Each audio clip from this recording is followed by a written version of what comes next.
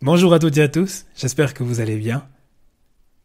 Aujourd'hui, je me sens particulièrement privilégié d'enregistrer cet épisode. Pas seulement à cause de nos conditions de vie en Europe, ce qui est déjà un privilège en soi, mais surtout parce que j'ai la chance de tendre mon micro à une personne aussi exceptionnelle que Julien Lyon.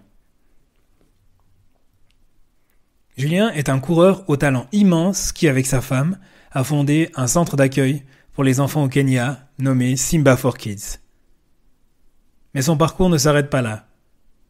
Il a également eu l'idée ambitieuse de faire découvrir le trail running aux athlètes kenyans. Depuis leur début dans cette discipline, les Milimani Runners, l'équipe qu'il a constituée, ont accumulé les victoires, les podiums et les places d'honneur sur des épreuves emblématiques estampillées Bayou-Tembe, le marathon du Mont Blanc et la fameuse Sierre-Zinal. La première fois que j'ai entendu parler de l'idée d'amener des coureurs africains dans le monde du trail et de l'ultra, c'était en lisant le livre Les ultraterrestres du journaliste Adarnan Finn. Depuis, il est clair que les Kenyans ont trouvé leur place dans ce sport, et il ne serait pas étonnant de les voir triompher sur les plus grandes courses dans un avenir très proche. D'ailleurs, petite anecdote, Joeline Chepengeno a déjà marqué l'histoire en remportant l'édition 2024 de Sierre-Zinal. Je vous souhaite une très belle écoute. Bienvenue dans Au-delà du mur, le podcast pour tous les passionnés de course, qu'il s'agisse de bitume, de nature ou de piste. Que vous soyez débutant ou coureur aguerri, nous explorons ensemble la préparation physique et mentale, la nutrition et la santé pour vous aider à atteindre vos objectifs. Si vous cherchez des conseils pratiques, des témoignages inspirants et des discussions captivantes, vous êtes au bon endroit. Préparez-vous, votre voyage au-delà du mur commence ici. Julien Lyon, bonjour, comment ça va? Bonjour Hugo, ça va bien et toi? Merci. Très chaud. Je te remercie infiniment de me consacrer le temps. Comment elle est la météo aujourd'hui chez toi au Kenya? Alors là en ce moment c'est un peu la saison des pluies, donc on a un peu de brouillard, c'est un peu humide comme ça, un temps humide où on sent que la pluie peut tomber à n'importe quel moment de la journée. Il n'y a pas beaucoup de soleil en ce moment. Ah, bon bah je t'en enverrai un petit peu alors. Merci. Pour les gens qui ne te connaissent pas, est-ce que tu pourrais nous faire un curriculum vitae? Qui est Julien Lyon? Oula, je vais essayer d'être bref. Je suis un jeune voix. J'ai quel âge? J'ai 34 ans. Je suis marié avec une petite fille de 2 ans et demi. Je vis au Kenya maintenant, mais j'ai fait toute ma scolarité puis mes études universitaires aussi à Genève et Lausanne. Je suis parti en 2017 au Kenya et puis en fait je me suis tellement plu là-bas que j'y suis resté plus ou moins à temps complet maintenant, à temps plein. Donc je suis établi vraiment là-bas avec ma femme qui est kenyane. Et puis je coach une équipe de coureurs kenyans. J'ai plusieurs activités, donc c'est la principale maintenant. On a aussi créé une association humanitaire en 2019 avec mon épouse, et puis on a d'autres projets de développement de tourisme dans la région. On accueille parfois des groupes pour des stages. Voilà, les différents projets. Au Kenya, on a une vie bien occupée. Effectivement, je l'entends en tout cas. Au niveau de ton palmarès sportif, qui est quand même très intéressant, tu as quand même des beaux achievements, comme disent les anglo-saxons. Donc tu as une carrière d'athlétisme derrière toi. Alors, j'ai pas envie d'être méchant et de dire que ta carrière est terminée, mais j'imagine que ton temps consacré à l'entraînement a quand même fortement diminué ces dernières années. Là, c'est un peu plus compliqué ces dernières années. Voilà, en bref, j'étais champion suisse de plusieurs disciplines en 3000 mètres en salle, 10 kilomètres. Marathon, je crois que j'ai jamais gagné, mais j'ai fait plusieurs fois deuxième. Aussi sur piste, un peu tout en fait. Mais j'étais surtout marathonien et semi-marathonien. Et puis je pense que le highlight de ma carrière, ça reste quand même les championnats d'Europe à Amsterdam où j'ai gagné le titre par équipe avec une 15e place en individuel. Franchement, c'était vraiment chouette. C'est un super souvenir pour moi encore aujourd'hui. Et puis maintenant, c'est vrai que je me concentre plus sur d'autres choses. J'adore toujours courir. Parfois, j'ai moins le temps. Et puis, Je pense qu'on connaît tous cette sensation de quand on arrête de courir pendant quelques semaines, la reprise est très très dure. Mais après, une fois que j'ai passé le cap, je retombe vite dans le truc et puis je redeviens vite addict à l'entraînement. Mm. Donc ça m'arrive encore de m'entraîner quand même, parfois beaucoup et parfois pas du tout. Heureusement, tu t'entraînes quand même encore. Ouais. Tu as découvert le Kenya, donc tu disais, il y a bien quelques années. Qu'est-ce qui t'a attiré dans ce pays? Euh, bon, clairement c'était lié à la course à pied parce que la première fois que j'y suis allé c'était en 2010, donc ça fait 15 ans bientôt maintenant. J'étais encore tout jeune, en première année d'Uni, je me souviens. Et pendant les vacances, j'avais vraiment voulu aller voir Iten et le Kenya pour voir en fait comment vivent ces coureurs kenyans, comment ils s'entraînent. Et puis voilà, donc j'étais allé là-bas un mois et ça m'avait vraiment fasciné. Et puis maintenant, en fait, ouais, j'adore la vie là-bas, la culture, la simplicité, la jovialité des gens, ouais, l'aimabilité des gens et tout ça. C'est vraiment, vraiment inspirant. Je pense que j'ai beaucoup aussi changé depuis les 7 dernières années que je suis là. Ça m'a aussi moi-même beaucoup changé. Et puis, je pense être devenu quelqu'un de meilleur. Et ouais, du coup, je me sens bien là-bas. Toi qui vis justement là, enfin qui côtoie ce pays depuis ces 15 dernières années, tu ressens ce que je ressens moi aussi des fois. Bon, ça fait 34 ans que je suis en Suisse. Euh, Qu'est-ce que ça fait d'être un étranger parmi les locaux? Ben, parfois, j'oublie presque que je suis un étranger. Euh, mais non, c'est vrai que la première année où je me suis vraiment établi au Kenya, il y a eu un tout petit peu des doutes. Je me suis dit, tiens, est-ce que j'arriverai vraiment à me fondre dans le moule? Et puis finalement, après la première année, passer un peu ce cap, ça a été. Et puis maintenant, en fait, j'ai tellement de projets ici. Bon, on travaille avec énormément de personnes aussi. Avec l'association, on a 15 employés. Je coach une dizaine d'athlètes. Donc ça fait quand même beaucoup de monde qui sont proches finalement sans être des amis, c'est plus professionnel, mais c'est des gens quand même très proches. Voilà, ça fait que maintenant je me sens bien ici. Mais je vois ce que tu veux dire. On est jamais vraiment tout à fait comme à la maison. Mais ce qui est assez drôle, c'est que maintenant, moi je reviens à Genève, je me sens un peu perdu aussi, un peu pas forcément chez moi. Donc je me sens plus chez moi maintenant ici que à Genève, étonnamment. Je connais cette sensation. Euh, En 2019, il y a eu, je dirais, un basculement. Donc, tu as parlé quand même de beaucoup de parties, de facettes de ton quotidien. 2019, c'est peut-être l'année, je pense, qui matérialise la plus grosse modification. C'est la création de cette association humanitaire avec ta femme. Oui, exactement. Ouais, bah non, mais exactement. C'est vrai que je me suis fait plusieurs fois la réflexion en plus ces derniers temps. C'est vrai que Simba, ça a été un tournant. L'association s'appelle Simba for Kids. Ça a été un tournant à plein d'égards en fait. C'est vrai que ça a été un tout petit peu la fin de ma carrière. On a créé l'association en fait quand j'étais blessé, donc je m'étais fait opérer des deux tendons d'Achille, donc j'en avais pour plusieurs mois de convalescence. Et là, c'est là où je me suis dit, je vais utiliser mon temps à bon escient et puis essayer de faire des choses bien ici. Et puis en fait, c'est incroyable déjà comme ça a fonctionné rapidement. Et après, tout ce qui a culminé derrière, ça veut dire que maintenant, je me rends compte que quasiment tout ce que je fais est quand même lié à Simba. Alors, probablement que si j'avais fait d'autres choses, il y aurait eu d'autres choses qui seraient arrivées.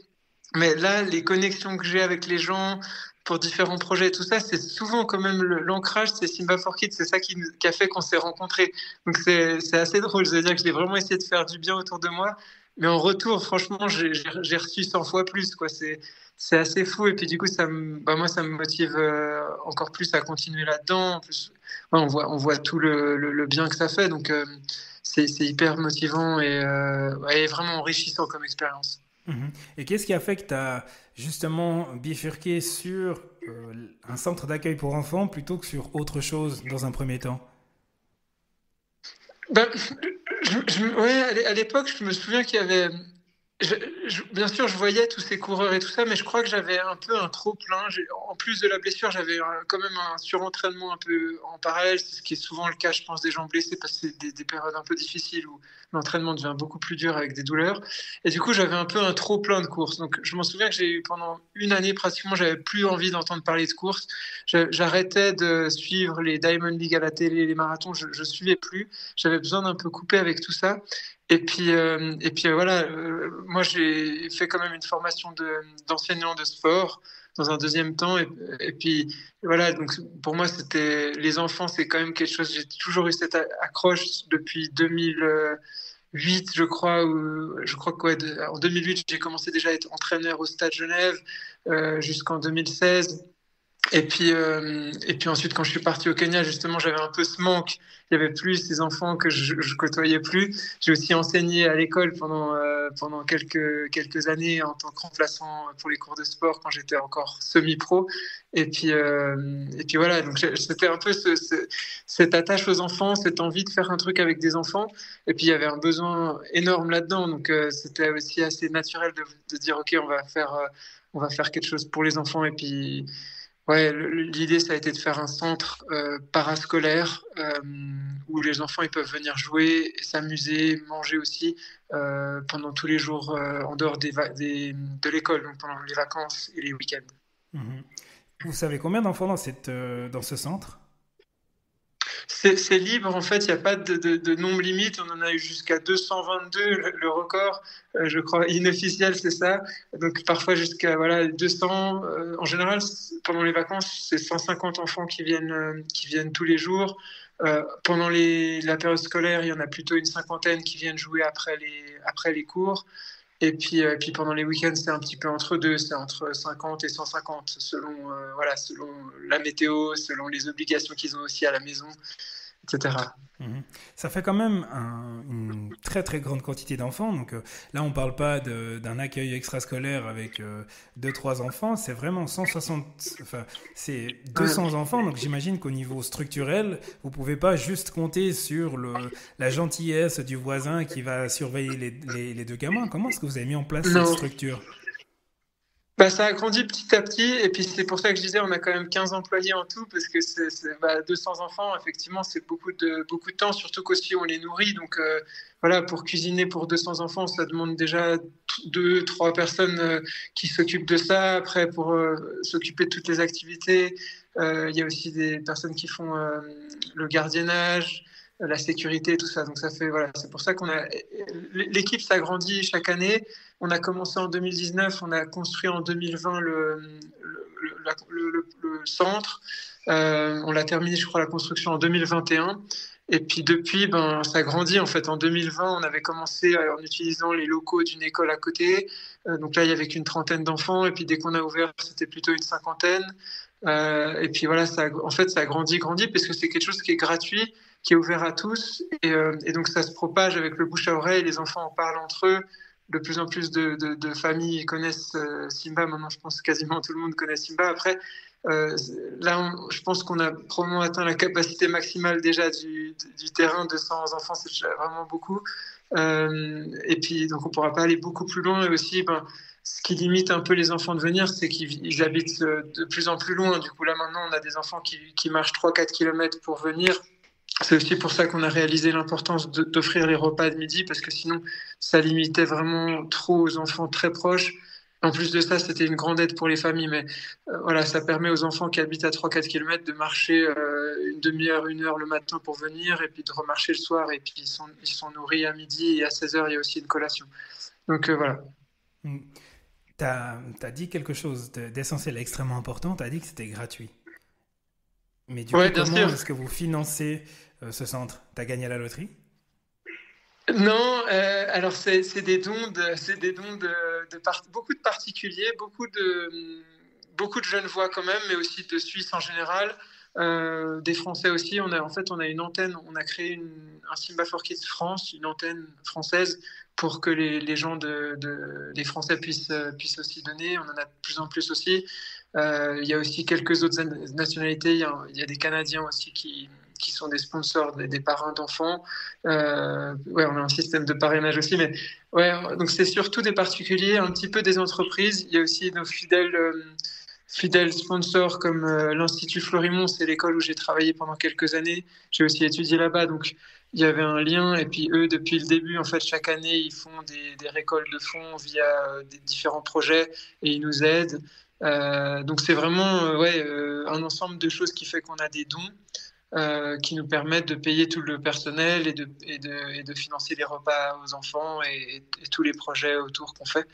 Donc, c'est vraiment grâce à ça. Il y a aussi une course maintenant qui s'appelle la Simba Run, qui est à Neuchâtel par justement un papa qui était venu avec ses 2 enfants, qui avait vu ce qu'on a fait, et puis après il a dit je vais organiser une course, puis comme ça les bénéfices chaque année, ça permettra de vous aider. Et puis voilà, donc c'est vraiment un ensemble de choses, et je dirais que c'est assez stable, ça grandit un petit peu les dons, mais c'est stable, et puis ça nous permet de faire tout ça, et puis on gère les projets par rapport aux dons qu'on reçoit. Donc plus on a de dons, plus on peut faire de projets. Comment est-ce que tu vois avec le recul, euh, toi, avec tes yeux peut-être de jeune voix, 5 ans après la création de ce centre, comment, si tu mets un pas de côté, comment est-ce que tu visualises le chemin parcouru? Ça a été vraiment incroyable. En fait, ça a été, comme j'ai dit avant, ça a été une expérience très très très forte.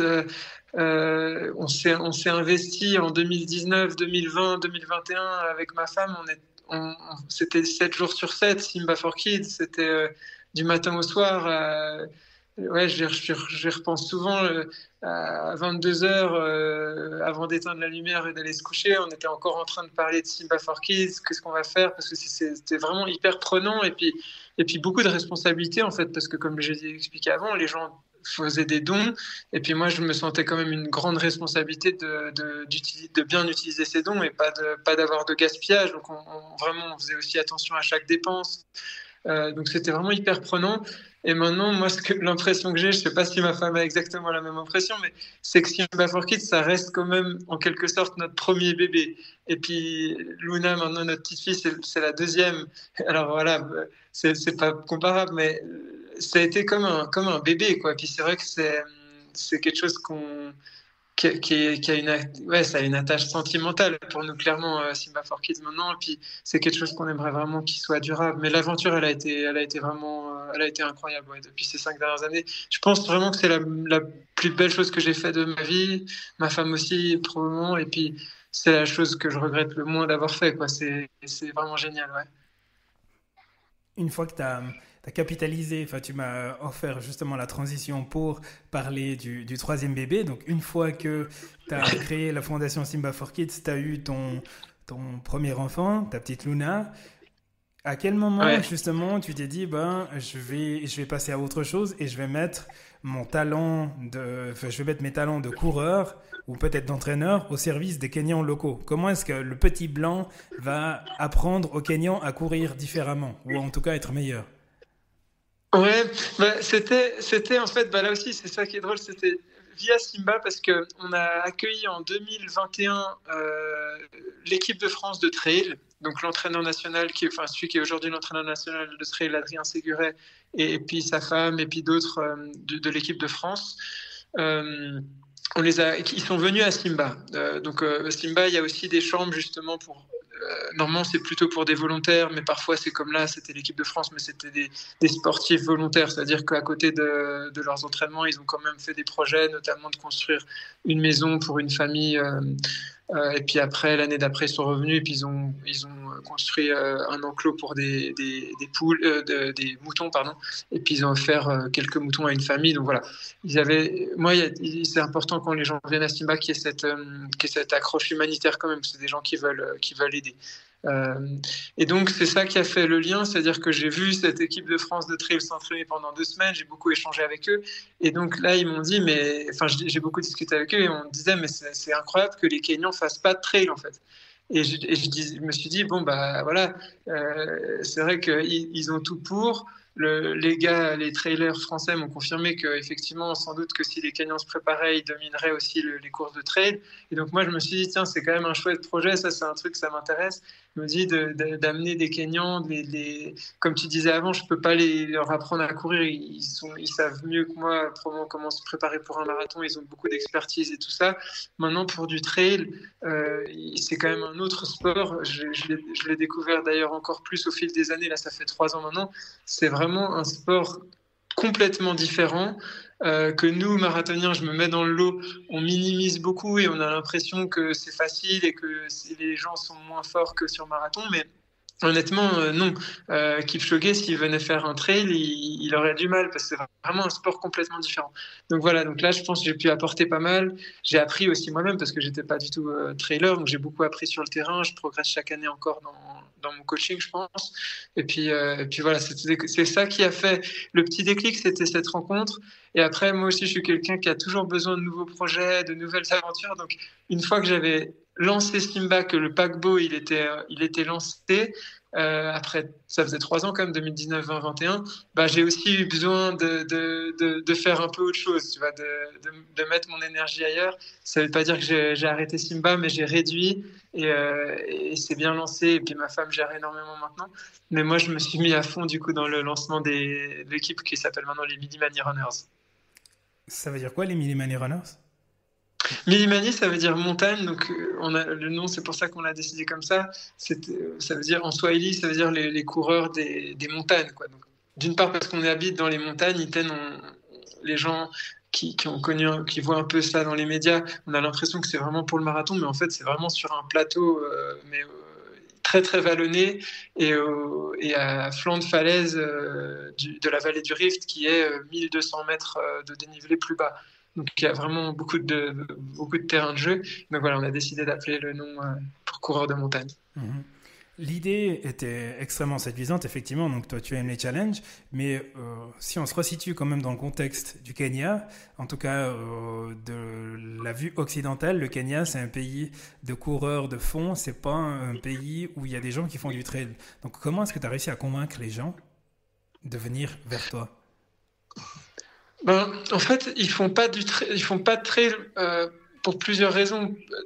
Je pense que la première, c'est parce que personne leur en a donné l'opportunité. Il n'y a pas de course de trail ici au Kenya. Il y en avait, on en a organisé une là, en début d'année, mais il y en avait pas de course de trail au Kenya. Donc il y avait une méconnaissance aussi de ce sport et il n'y avait pas d'opportunité. C'est-à-dire qu'il y a quelques managers qui viennent au Kenya ici et puis qui recrutent des athlètes pour la route et puis ils organisent les courses pour eux sur la route ou la piste.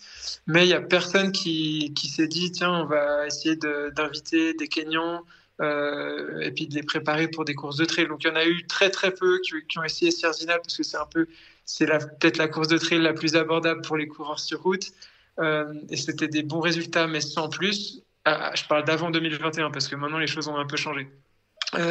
Et hormis ça, il y avait personne sur les trails. Là, on était à Verbier il y a 10 jours. C'est la première fois qu'il y avait des Kenyans élites qui participaient. C'était aussi la première fois qu'il y avait un Kenyan qui participait à une course by UTMB. Pourtant, by UTMB, c'est vraiment c'est la mecque un peu. C'est la Formule 1 du trail et il y avait jamais eu un Kenyan élite qui avait participé sur une course by UTMB. Et ça, c'est parce qu'en fait, ils n'avaient pas l'opportunité d'y aller. C'est-à-dire qu'un Kenyan, pour y aller, un coureur Kenyan, il faut qu'il soit invité, il faut qu'on lui organise son billet d'avion, etc., son logement. Ils ont pas d'autonomie à ce niveau-là, ils n'ont pas les moyens, les ressources financières non plus. Donc, il manquait ce déclic-là et puis la connaissance de ce sport-là. Et au niveau de la préparation physique ou alors au niveau endurance, est-ce que le trail ou peut-être même par ricochet l'ultra, c'est pas quelque chose qui va peut-être amener les Kenyans dans une zone qu'ils ne connaissent pas trop?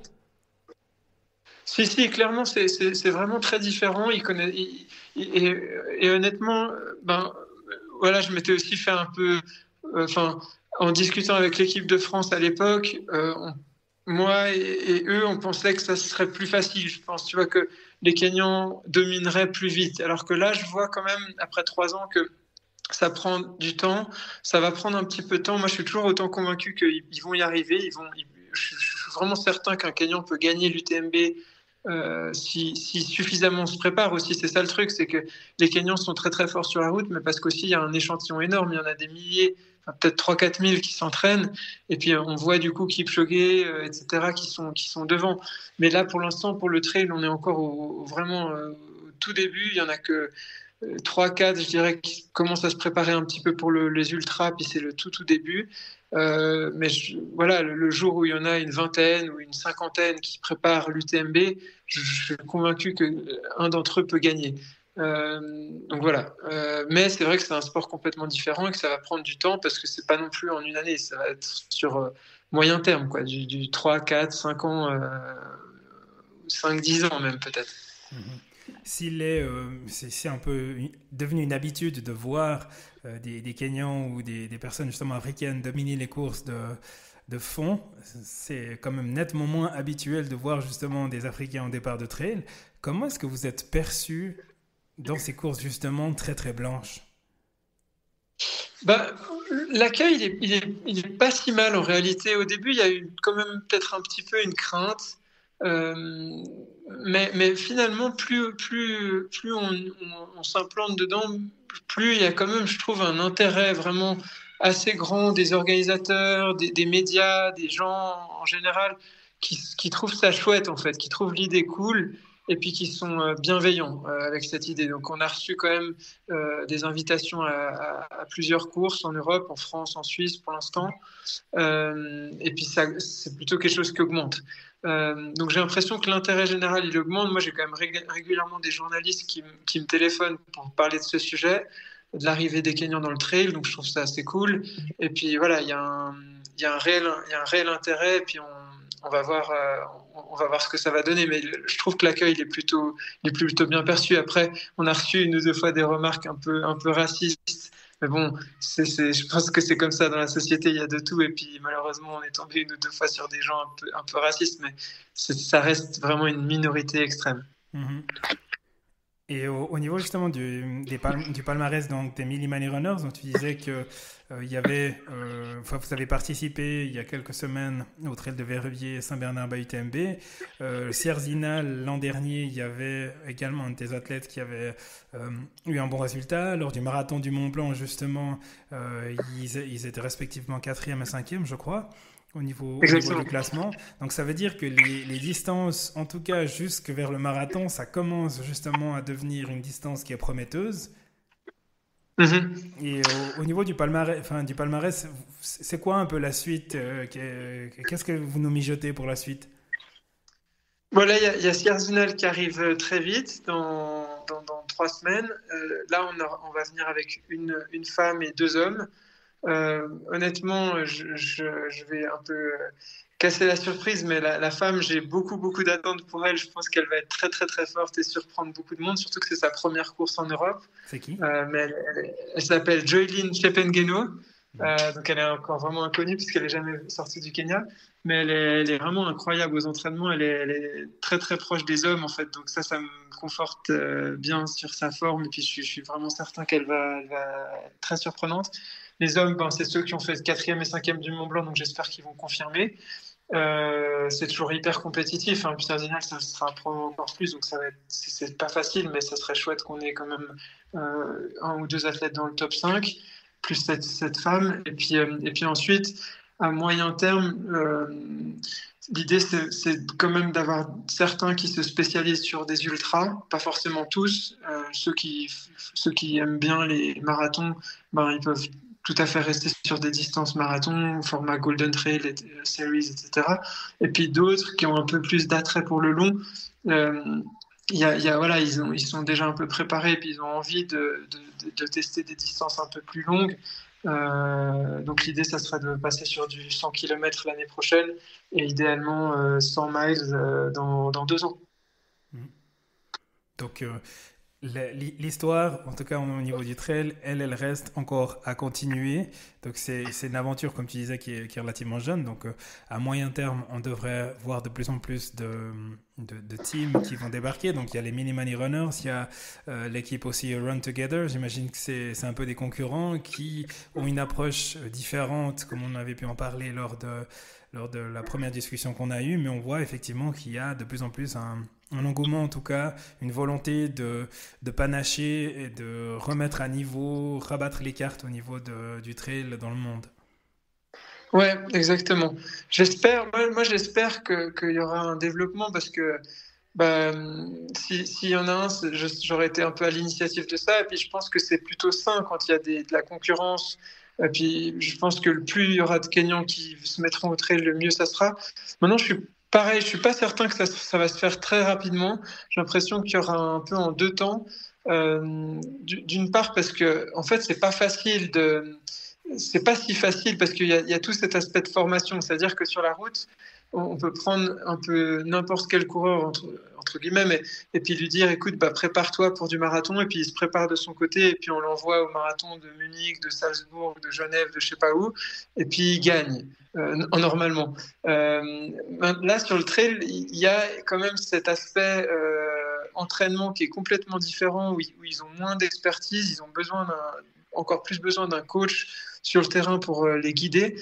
Et c'est là où je me pose la question, est-ce que vraiment il y a des gens qui vont venir s'installer au Kenya pour coacher des équipes de Kenyans comme je l'ai fait? Je suis pas certain, mais ça serait chouette si c'est le cas. Et aussi l'intérêt des marques. Il faut voir si les marques ont vraiment un intérêt de sponsoriser des équipes kenyanes comme nous on l'a. À voir, ouais. C'est quelque chose qui est encore avec un point d'interrogation. Et dans un cerveau en ébullition comme le tien, c'est quoi la suite? Moi, moi, je suis un ambitieux, donc j'ai envie qu'on gagne tout, qu'on soit la meilleure équipe du monde, qu'il y ait des coureurs champions du monde, qu'il y ait des coureurs qui gagnent les plus grandes courses du monde. Ce serait vraiment un rêve quoi, qui se réalise pour les Mini Money Runners. Aussi, moi, ce qui m'anime à chaque fois, c'est vraiment de voir l'impact que ça a en fait sur ces athlètes, sur ces gens, un peu dans le prolongement de Simba où je vois l'impact que ça a sur les enfants.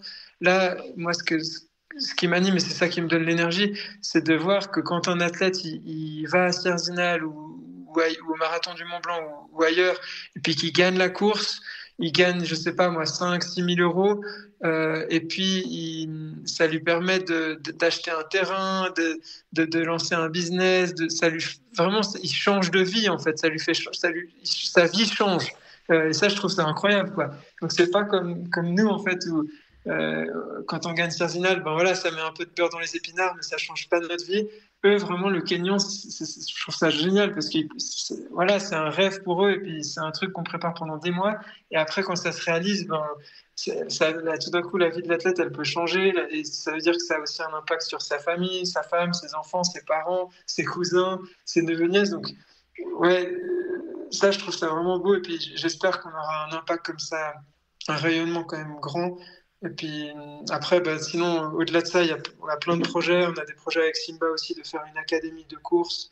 Euh, donc pour les jeunes, parce que ça n'existe pas trop au Kenya, donc il y a un peu un fossé entre les jeunes qui commencent la course à pied et puis les professionnels qui sont là depuis plusieurs années. Du coup, il y a beaucoup de jeunes qui se blessent. Il n'y a pas vraiment d'encadrement pour eux. Et puis il y a beaucoup de jeunes qui se découragent. Donc je pense qu'il y a quand même un peu de gâchis. Et il y a aussi des valeurs qui manquent parfois. C'est pour ça qu'il y a beaucoup de 4 de page.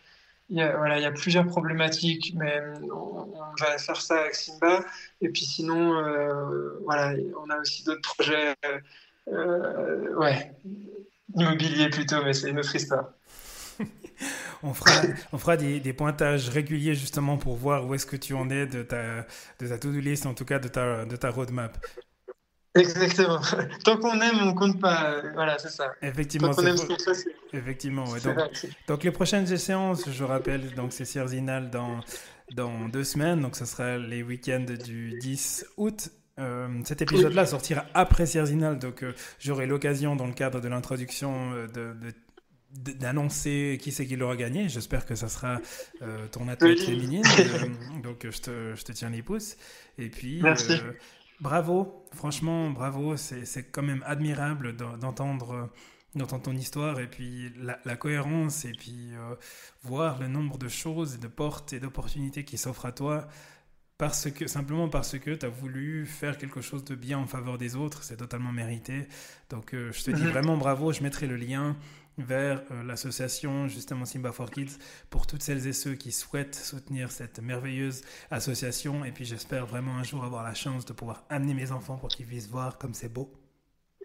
Ouais, avec grand plaisir, ça serait chouette. Ouais. Je connais personne qui a regretté d'être venu vivre cette aventure au Kenya, donc Ça sera pas c'est moi. une garantie de succès. Voilà, 100% garantie, satisfait ou remboursé. Je note. Voilà, exactement. Exactement. Merci beaucoup Julien. Et puis je pense qu'il y a entraînement aujourd'hui, donc je vais te laisser tranquille. Merci beaucoup, Hugo. À À très bientôt. bientôt. Ciao, ciao. Bye bye.